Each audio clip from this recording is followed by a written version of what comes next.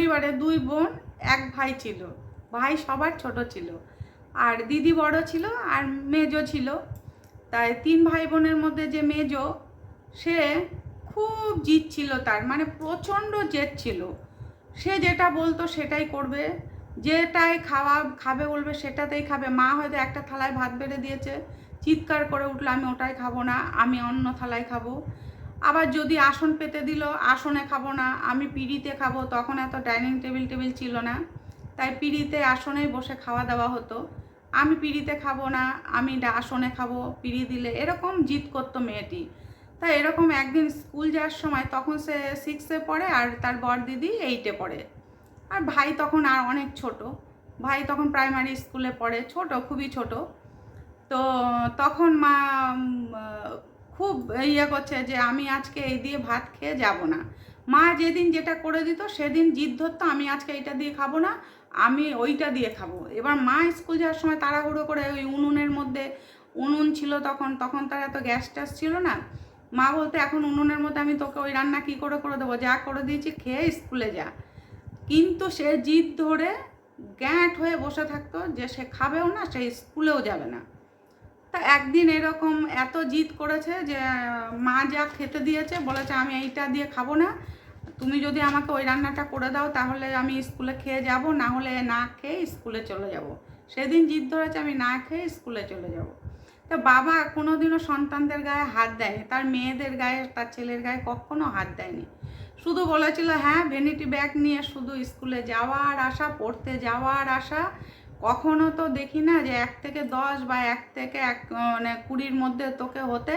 পড়াশোনা নিয়ে তো এরকম জেদ করতে দেখি না, তাহলে খাওয়া নিয়ে তোর এত জেদ কেন? সব সময় ভ্যানিটি ব্যাগ নিয়ে যাচ্ছিস আর আসছিস, স্টাইল করছিস, কিন্তু খাওয়ার সময় এত জেদ, সব কিছু নিয়ে এত জেদ, কই পড়া নিয়ে তো এত জেদ করতে দেখি না। বাবা শুধু তখন এই কথাটা বলেছিল। কিন্তু মেয়েটির এত জেদ, সব কিছু ফেলে রেখে আরও যারা বন্ধু ছিল, দিদি ছিল, সবাই মিলে একই স্কুলে যেহেতু পড়তো, স্কুলের দিকে রওনা দিয়েছে। তো মা তখন কি করবে, না খেয়ে সেই 4টে পর্যন্ত মেয়ে, 5টা পর্যন্ত মেয়ে থাকবে। তখন মা পাশের বাড়ি যে কাকু পড়াতো ওদেরকে, তাকে ডেকেছে যে গোপাল তুমি শোনো তো, এই দেখো আমার মেয়ে না খেয়ে চলে যাচ্ছে। সেই কাকুও জানতো যে, সেই মাস্টারমশাই কাকু যে, সে জানতো যে ওর এরকম জেদ আছে বা জিদ করে। তখন সে একটা কঞ্চি নিয়ে আসে, কঞ্চি নিয়ে আসার পরে সেই অর্ধেক রাস্তা চলে গেছে, তো সেখান থেকে তাকে ডেকে নিয়ে এসছে বাড়িতে চল। এবার যেহেতু সে যেতে পারছে না স্কুলে, তাকে বাড়িতে নিয়ে এসছে। এবার পাড়ার যতগুলো ছেলে মেয়ে ছিল তার সঙ্গে, বা তার দিদি ছিল, সবাই আবার বাড়িতে এসছে, কেননা স্কুলে যাওয়ার তখনও অনেক টাইম ছিল। চল বাড়িতে চল, সে যাবে না, রাস্তায় দাঁড়িয়ে আছে, তা হাত ধরে টানতে টানতে নিয়ে সেই কাকু এসছে। এসে বাড়িতে পিড়িতে বসিয়ে বলেছে যা দিয়েছে একদলা হলেও তুই খাবি, খেয়ে তারপরে স্কুলে যাবি। তখন সে বসে একটু ভাত খেয়েছে, মানে ওই কাকুর মারের ভয়ে খেয়েছে, আর যেহেতু পড়াতো একটু ভয় পেত। ভাত খেয়েছে, ভাত খেয়ে তারপরে স্কুলের দিকে রওনা হয়েছে। তাই এরকম জামা কাপড় কিনতে গেলেও মেয়েটি এরকম জিদ করতো, মা বাবা যেটা দিতে চাইতো সেটা তার পছন্দ না, সে সব দামি দামি, মানে মা বাবার সামর্থ্য থেকেও বেশি যে চাহিদা ছিল তার। কিন্তু সে আবার, তার আবার মান সম্মানও বেশি ছিল সেই মেয়েটির।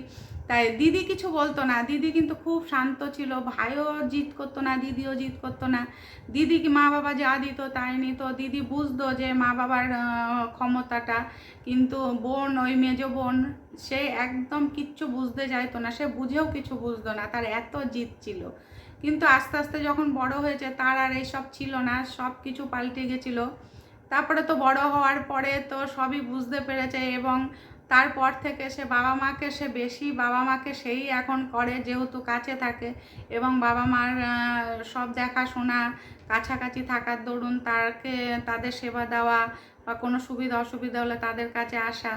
তাই যে মেয়েটি তাদের কাছে মানে খুব দুষ্টু ছিল, জেদি ছিল, সে কিন্তু এখন পুরো অন্যরকম হয়ে গেছে, সে পুরো পরিবর্তন হয়ে গেছে।